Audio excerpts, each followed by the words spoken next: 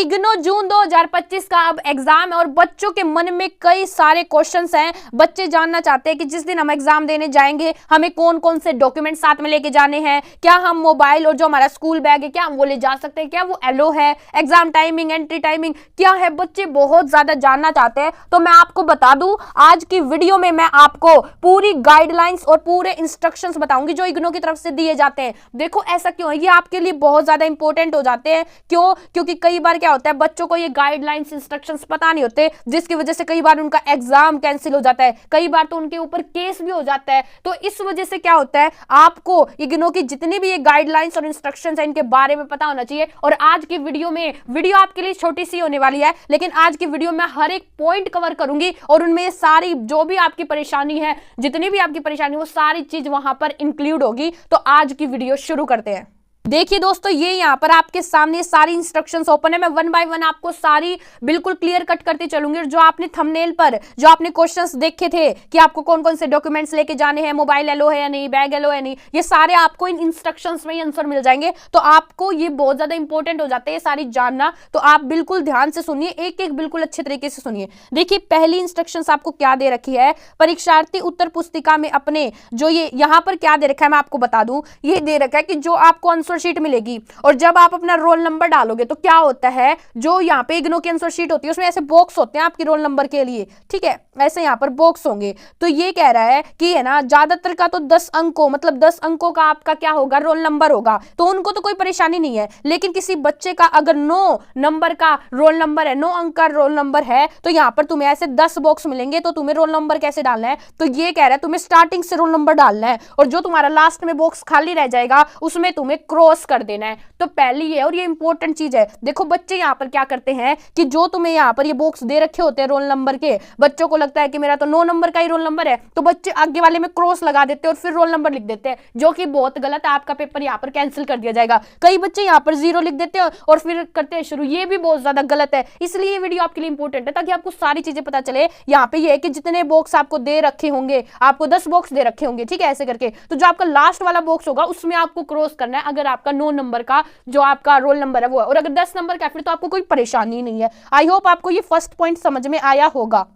Second point, कृपया यह note कर ले कि मुख्य उत्तर पुस्तिका के अतिरिक्त अन्य कोई पूरक उत्तर पुस्तिका प्रदान नहीं की जाएगी। देखो सेकंड पॉइंट बहुत इंपॉर्टेंट आपके लिए। ये कह रहा है कि जो आपको एक आंसर शीट मिलेगी ना सिर्फ वही मिलेगी, ये नहीं होगा कि आपको सप्लीमेंट्री शीट भी यहाँ पर मिलेगी, आपको कोई और शीट यहाँ पर नहीं मिलेगी, आपको यहाँ पर एक ही शीट मिलेगी। देखो क्या होता है पेपर में ये नहीं होता मैम एक्स्ट्रा शीट दे दो, मैम सप्लीमेंट्री शीट दे दो, तो फिर आप वो धागे से बांधते हो, वहां से जोड़ते हो। होता क्या था, इग्नू भी पहले देता था सप्लीमेंट्री शीट, लेकिन फिर इग्नू ने बहुत सारी वहां पर प्रॉब्लम्स देखी। प्रॉब्लम्स क्या थी कि बच्चे का धागा खुल गया तो उसकी आंसर शीट बिल्कुल अलग अलग हो गई, है ना, फिर समझ में नहीं आता था कि कौन सा किसका पेज है। और इग्नू में तो आपको पता ही है कितने सारे बच्चे हैं, तो इसकी वजह से क्या करा, जो उनकी वो एक शीट होती है जिसमें 25 से 26 पेज होते हैं, उन्होंने कहा उसी शीट में आपको काम करना है। और क्या करना है, जब आप आंसर लिख रहे हो तो एक भी लाइन मत छोड़ना, उसी में आपको अपना सारा कवर करना है, कोई सप्लीमेंट्री शीट वो नहीं मिलेगी। तो इससे आपको क्या पता चलता है कि पेपर अब मिलेगा ना जब, तो उसी में आपको लाइन नहीं छोड़नी और अच्छे तरीके से अपना पेपर करके आना। ये बिल्कुल भी मत सोचना कि तुम्हें सप्लीमेंट्री शीट यहाँ पर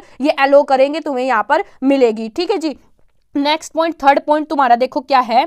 थर्ड पॉइंट ये है कि कृपया परीक्षा के दौरान उपस्थित पत्रक पर अपने नाम और अनुक्रमांक के सामने निर्धारित कॉलम में हस्ताक्षर अवश्य करें। यदि किसी परीक्षार्थी द्वारा निर्धारित कॉलम के अतिरिक्त अन्य कहीं पर साइन किए जाते हैं तो हस्ताक्षर किए जाते हैं तो उसकी जो स्थिति में उसकी अनुपस्थिति मानी जाएगी। देखो क्या होता है, जैसे ही आप जब एग्जाम देने लगोगे ना तो जो टीचर होगा, जो वहां पर टीचर होगा, आपकी ये क्लास होगी, आप यहाँ पर एग्जाम कर रहे होंगे सारे बैठ के, तो यहाँ पर एक टीचर होगा। वो टीचर क्या करेगा, आपको यहाँ पे एक पेज देगा, एक लिस्ट सी देगा, उस सब लिस्ट में आपका यहाँ पर नाम लिखा होगा, आपको आपके नाम के आगे ही साइन करने हैं। मान लो आप आपके नाम के आगे साइन नहीं करते, आप आपके रोल नंबर और नाम के आगे साइन नहीं करते, तो मैं आपको बता दूं आपको नहीं यहाँ पर ये अपसेंट मान लेंगे, यही नहीं मानेंगे कि आपने यहाँ पर पेपर दिया है। तो वो साइन करना बहुत इंपॉर्टेंट है, याद रखना कि तुम्हें वो साइन करके यहाँ पर आना है। फिर नेक्स्ट पॉइंट क्या है तुम्हारा, नेक्स्ट पॉइंट ये है candidates are allowed to appear for the examination only of the course mention in the hall ticket and admit card. ये क्या है, देखो ये बहुत इंपॉर्टेंट है कि जो ये तुम्हारा एडमिट कार्ड है ना, तुम्हें बता दूं तुम्हारा एडमिट कार्ड और तुम्हारी होल टिकट आ गई है।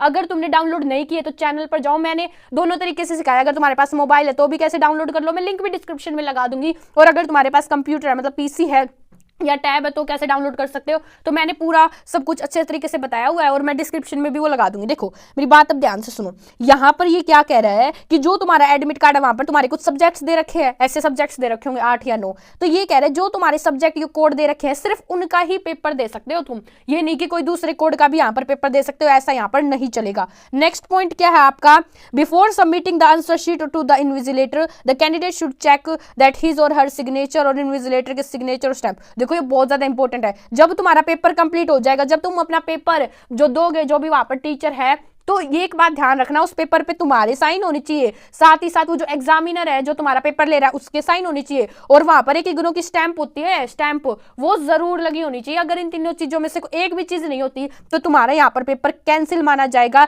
यही नहीं माना जाएगा कि तुमने यहाँ पर पेपर दिया है। तो ये बात याद रखना। देखो नेक्स्ट पॉइंट क्या है, नेक्स्ट पॉइंट ये है, examiner should note that they shall not be allowed to appear at any other exam centre except the venue. देखो ये क्या कह रहे हैं, ये कह रहे हैं जो आपकी होल टिकट है उसमें जो आपका एग्जाम सेंटर लिखा हुआ है ना, जो आपका एग्जाम सेंटर लिखा हुआ है, आप सिर्फ और सिर्फ वहीं पर जाकर पेपर दे सकते हैं। ऐसा नहीं है कि आप किसी भी एग्जाम सेंटर में जाकर ये कहें कि हम हमारा मतलब पेपर इग्नू का, हमारा पेपर लीजिए, ऐसा नहीं होगा। जो आपका एग्जाम सेंटर लिखा हुआ है वहीं पर आपका पेपर होगा। तो क्या होता है, कई बच्चों है ना ऐसे सोचते हैं जब ऑल टिकट और एडमिट कार्ड आ जाते हैं क्या हमारा एग्जाम सेंटर चेंज हो जाएगा। तो इस बार क्या होगा, इसकी वीडियो भी बना रखी है, क्या आप अपना एग्जाम सेंटर चेंज कर सकते हैं। इसकी मैंने वीडियो ऑलरेडी चैनल पर डाल रखी है, वो आप देख सकते हैं, उसका लिंक भी मैं डिस्क्रिप्शन में दे दूंगी आपको, ठीक है। नेक्स्ट पॉइंट क्या है, देखो the examines with benchmark disability. अच्छा ये उन बच्चों के लिए है जो मतलब जो बच्चों की डिसेबिलिटी रहती है, दिव्यांग रहती है, तो ये आपके लिए इतना इंपॉर्टेंट नहीं होने वाला। नीचे वाला देखो आप पॉइंट क्या है, examine must be in possession of a valid identity card issue bye IGNOU during the examination. देखो यहाँ पे ये क्या कह रहा है, यहाँ पे ये कह रहा है कि जब आप पेपर देने जाओगे, वही आगे इंपॉर्टेंट कि आपको क्या क्या डॉक्यूमेंट्स लेके जाने हैं वो लिखा हुआ है यहाँ पे। ये कह रहा है कि जब आप एग्जाम देने जाओगे उस टाइम पे एक तो आपके पास होल टिकट की वो होनी चाहिए फोटोकॉपी, ठीक है, वो तो कंपलसरी है। दूसरी चीज एक आपके पास आईडी होनी चाहिए। आईडी का मतलब होता है चाहे आपके पास आधार कार्ड हो, पैन कार्ड हो, उनमें से एक होना चाहिए, ठीक है। और एक आपकी वो जो आपकी ये होती है ना कॉलेज की जो आईडी होती है, जो आपके इग्नू के द्वारा एक आईडी है, एक वो होनी चाहिए, ठीक है। तो यहाँ पे आपकी 3 चीज होगी, एक तो आपका होल टिकट हो गया, दूसरी चीज आपकी क्या होगी, आईडी होगी, और तीसरी चीज क्या होगी, आपका जो आधार कार्ड पैन कार्ड वो आपको लेके जाना है अपनी आइडेंटिटी के लिए, ठीक है। आपको ये 3 चीजें लेके जानी है और आपको बिल्कुल अच्छे से लेके जाना इन तीनों के। अगर आप इन तीनों में से एक भी चीज नहीं लेके जाते तो आपको अंदर वहां पे अंदर आपको क्या नहीं होगी, परमिशन नहीं मिलेगी, ठीक है। 9th आपके लिए इंपॉर्टेंट, मोबाइल्स फोन या कोई भी इलेक्ट्रॉनिक वो एग्जामिनेशन हॉल में आप नहीं लेके जा सकते। जी हाँ आप सही सुन रहे हो। अगर कोई बच्चा सोच रहा है कि मैं मोबाइल फोन लेके जा सकता हूँ, कैलकुलेटर, ठीक है, तो ये सारी चीजें आपको एलो नहीं है। अब आप कहोगे कि भैया हमारा तो एग्जाम सेंटर दूर है, ये तो लेके जानी हमारे लिए जरूरतमंद है, तो आप क्या कर सकते हो, मैं आपको एडवाइस देती हूँ। अगर आप अकेले जा रहे हो और आपके पास स्कूल बैग है, स्कूल बैग आपको लेके जाना पड़ रहा है क्योंकि पानी की बोतल रखोगे, बहुत सारी चीजें रखनी होती है, और आप मान लो फोन तो आजकल बहुत इंपॉर्टेंट हो गया ले जाना, तो आप क्या कर सकते हो, जो आपका एग्जाम सेंटर उसके पास कुछ शॉप मिलेंगे आपको, है ना, तो जो शॉप मिलेंगी वहां पर आप सबमिट करवा देना, वहां पर आप दे देना कि भैया हम तो आते वक्त ले जाएंगे, वो कुछ चार्ज लेंगे 10-20 रुपए आपसे, तो वो ले लेंगे और वो यहाँ पर सबमिट कर लेंगे। और अगर मान लो आप 2 जने जा रहे हो तो फिर तो आपके लिए कोई चिंता वाली बात ही नहीं है, एक जना जो पेपर देने जाएगा, दूसरा जाना आपका जो भी सामान है वो यहाँ पर रख लेगा, ठीक है। तो मैं तो ये कहती हूँ कि कभी भी पेपर देने जा रहे हो तो 2 जने जाओ भाई, ठीक है, एक सारा सामान पकड़ ले बाहर और एक अच्छे तरीके से पेपर दे ले, ताकि जो पेपर दे रहा है उसको भी टेंशन ना हो कि मेरा फोन बाहर है, मेरा बैग बाहर है, कोई टेंशन ना हो, उसको ये हो कि हाँ भैया मेरे साथ कोई आया हुआ है, उसके पास है सारा सामान, ठीक है। तो आप ऐसा कर सकते हो, इन दोनों में से जो भी चीज आपको ठीक लगे आप वो करना, ठीक है। और यहाँ पे ये क्या कह रहे हैं 10th पॉइंट में कि कैलकुलेटर, अच्छा यहाँ पे ये क्या कह रहे हैं, ये कह रहे हैं कि कोई पेपर है मान लो, ठीक है, और उस पेपर में कैलकुलेटर की जरूरत है, ये कॉमर्स वाले बच्चों के लिए होता है। कई पेपर ऐसे होते हैं जिसमें कैलकुलेशन बहुत डिफिकल्ट होती है, तो वहां पर कैलकुलेटर अलाउ होते हैं। तो अगर पेपर में कैलकुलेटर अलाउ है कोई पर्टिकुलर पेपर, तो उस पेपर में आप यहाँ पर कैलकुलेटर लेके जा सकते हैं। आई होप आपको समझ में आ रहा होगा। नेक्स्ट पॉइंट आपका क्या है, नेक्स्ट पॉइंट है आपका मीडियम ऑफ एग्जामिनेशन। अब ये बहुत ज्यादा इंपॉर्टेंट है आपके लिए, मैं आपको बता दूं कि जो आपका पेपर है ना, पेपर वो आप सिर्फ 2 ही भाषा में लिख सकते हो, एक तो हिंदी में और एक इंग्लिश में। जी हाँ आप सही सुन रहे हो। मान लो आपने इंग्लिश में ले रखा है, कोई भी सब्जेक्ट ले रखा है और अब आप उसको हिंदी में लिखना चाहते हो, तो आप पूरा पेपर अगर हिंदी में लिख के आते हो तो या आपके नंबर नहीं काटेंगे या आपको मानेंगे, कहेंगे ठीक है कोई बात नहीं। तो ये कह रहे चाहे तो पूरा पेपर हिंदी में लिखो, चाहे पूरा पेपर इंग्लिश में लिखो, चाहे आपके पास जो भी हो, ठीक है, आपके पास जो भी हो। मान लो आपने इंग्लिश ले रखा है, इंग्लिश मीडियम ले रखा है, लेकिन आप हिंदी मीडियम में पेपर करके आते हो तो ये ठीक मानेंगे, आपको अच्छे तरीके से पेपर चेक कर देंगे। लेकिन इन्होंने एक बार यहाँ पर साफ साफ कही है सिर्फ हिंदी और इंग्लिश को ही मानेंगे। मान लो आप सोच रहे हो आपने मराठी में पेपर लिख दिया, कोई मतलब स्पेसिफिक लैंग्वेज में, कोई रीजन की स्पेसिफिक लैंग्वेज जैसे कि मराठी में, गुजराती में, तो ये आपका पेपर सही नहीं मानेंगे, फिर ये आपका पेपर चेक ही नहीं करेंगे यहाँ पर। तो आपको चाहे तो पूरा पेपर हिंदी में लिखना है या पूरा पेपर इंग्लिश में लिखना है, ये पॉइंट ध्यान में रखना है, बहुत इंपॉर्टेंट पॉइंट आपके लिए, ठीक है। नेक्स्ट पॉइंट आपका क्या है,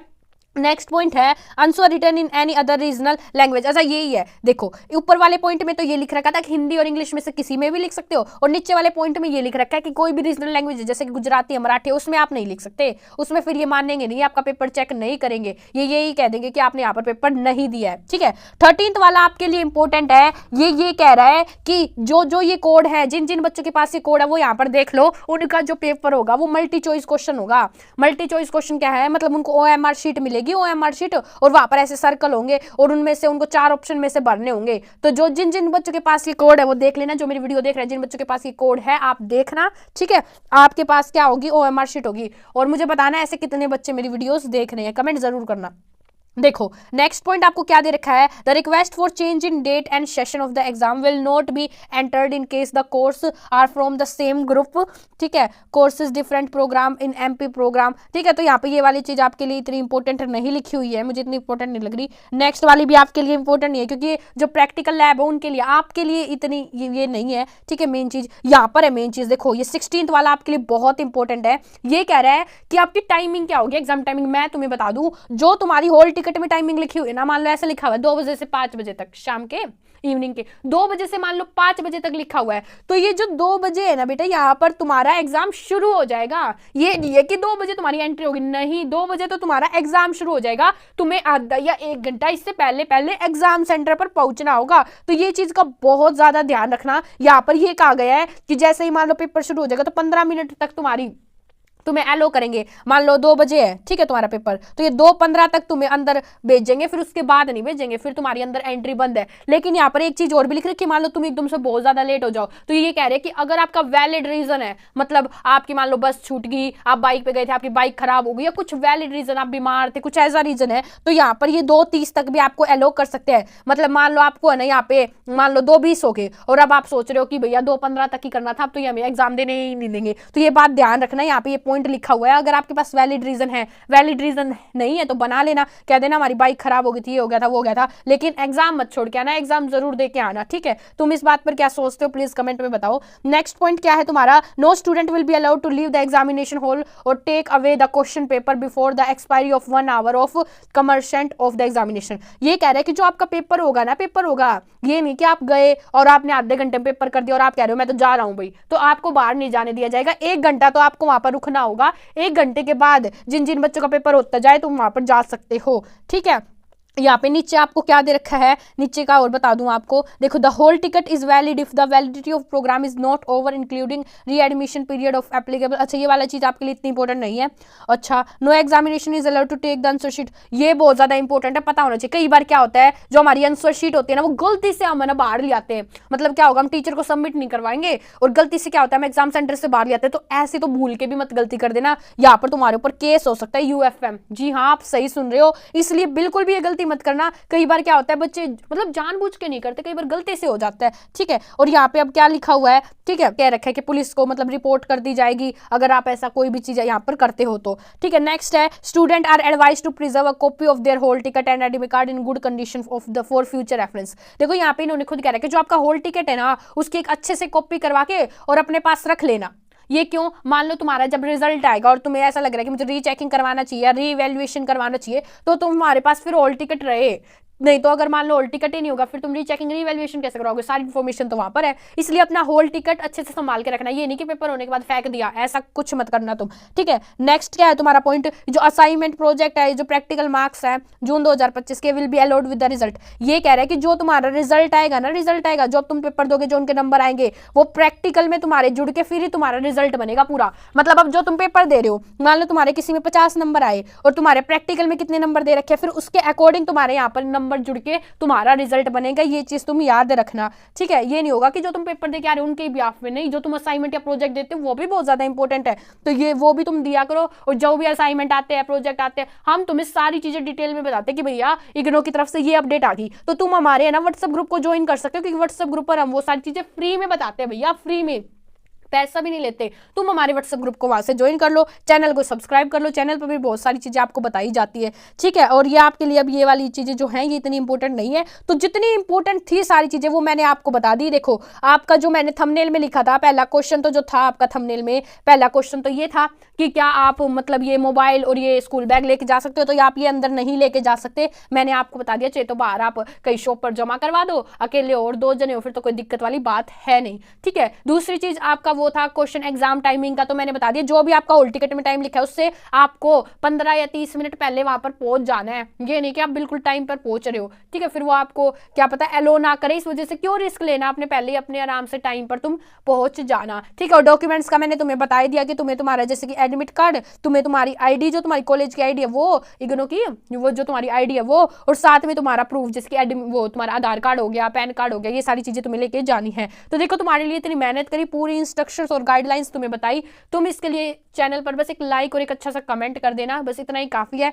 और अगर तुम्हें इग्नो से रिलेटेड सारी अपडेट्स टाइम टू टाइम चाहिए होती है तो तुम हमारे व्हाट्सएप ग्रुप पर भी जुड़ सकते हो और चैनल को भी सब्सक्राइब कर सकते हो, वो तुम्हारी चॉइस है। वीडियो अच्छी लगी तो वापस कह रही हूं लाइक कर दो, चैनल को सब्सक्राइब कर दो। Bye bye.